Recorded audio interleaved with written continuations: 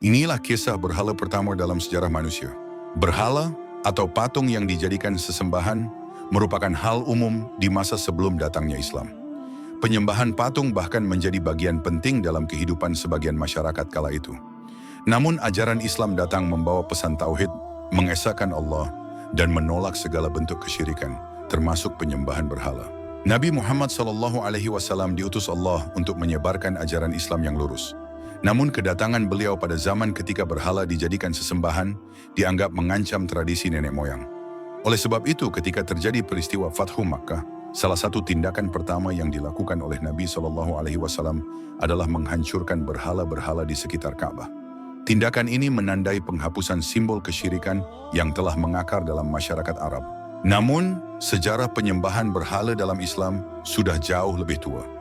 Dalam berbagai riwayat, termasuk yang dinukil oleh Ibnu Abbas dan disebut dalam kitab Syahih Al-Bukhari, berhala pertama kali disembah manusia terjadi pada masa Nabi Nuh alaihissalam. Pada masa itu ada seorang lelaki saleh yang sangat dicintai masyarakat bernama Wad. Ketika Wad wafat, masyarakat merasa sangat kehilangan. Setan memanfaatkan momen ini dengan menyamar sebagai manusia. Ia menyarankan agar dibuatkan patung Wad untuk mengenangnya. Pada awalnya, patung tersebut hanya digunakan sebagai pengingat kebaikan Wad.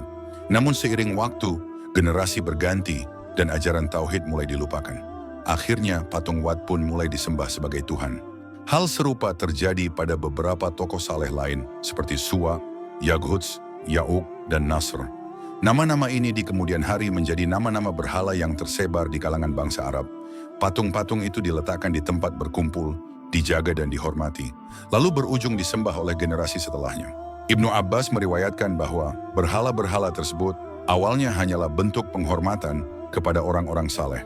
Namun ketika para ulama dan generasi berilmu wafat, serta pemahaman tauhid mulai luntur, patung-patung itu beralih fungsi menjadi sesembahan. Setan berhasil menjerumuskan manusia secara perlahan dengan memanfaatkan rasa cinta terhadap tokoh-tokoh saleh dan menjadikannya pintu menuju kesyirikan. Inilah pelajaran penting dari kisah awal mula penyembahan berhala.